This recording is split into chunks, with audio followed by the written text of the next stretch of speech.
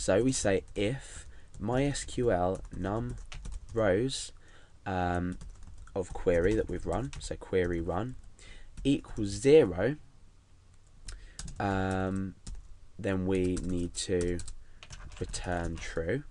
Remember, we're taking a return value of true, so we can use this function later in an if statement.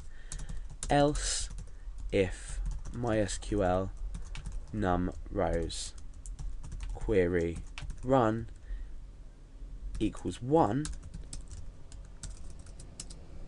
return, in fact I've got this the wrong way around, so if it does equal 0, return false. If it equals 1, return true. So if we get a value back, then we're returning true, so the IP address already exists. Now this is slightly flawed. What if the same IP address exists in the database? Now we could say is greater than or equal to 1, which would be better. We don't need to do this because our processing later on in the program is going to allow us to only add the IP address if it already exists or if it doesn't exist. So if MySQL num rows query run equals 0, return false, the IP address does not exist. Else, if MySQL num rows of query run are greater than or equal to 1, then we return true because the IP address does exist. Now there's a faster way to do this, because what we need to do is we're running the MySQL num rows function twice, so we're slowing down the speed of our program very slightly, but significantly in terms of if you had lots of SQL, you'd be overloading a server. So I'm going to say query num rows equals, I'm just going to take this here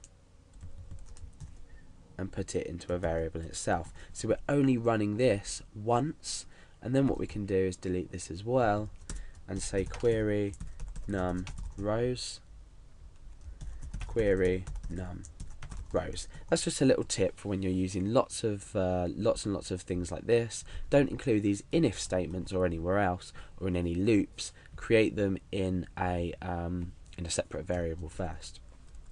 So now let's check if this works. So down here we can say if IP exists, and then we specify a user IP in here, do something, otherwise do something else. So if IP exists, remember we're supplying user ID, this will be equal to 127.0.0.1. If it exists, echo exists, otherwise echo doesn't exist. I've used my escaping character there because I've used a single quotation mark inside a single quotation mark. Let's refresh the page and see what happens. Exists. Now this is telling me that my current IP exists in the database, which it does. Now let's delete that from there manually. Come back to the page and refresh, and it says doesn't exist. So our program is working. This if statement here, we've used the use of a function, so we haven't had to program anything before it other than functions, and this is creating our code to look a lot tidier, a lot neater, and it's going to work a lot more efficiently when we're looking at it and producing the final code. So now we've got everything we need. All we need to do is we need to perform this if statement, and we need to just say if the IP doesn't exist, then increase the counter. So we can just use the exclamation mark before this function. If IP doesn't exist, we can just echo out this will now add count plus 1. So now what we can say is refresh. This will now add count plus 1 because our IP address is not in the table. So obviously we're not going to be echoing this out, that's just to represent what's going to happen. So our IP address doesn't exist. What do we need to do? We need to add the IP address and update the count. So all we simply do is update count and add IP. Or is it IP add? Yeah. IP add user IP. And that's it. This line has incorporated our this piece of code rather, has incorporated our 3 functions, and it's put them, it's first of all made a check using a function, Then it's updated the count using a function, and then it's added our IP address. So now let's check if this works. I'm going to add just a header down here, just to make everything look pretty. Well, not pretty, but just so we know that there's content on our page. So let's look at the database.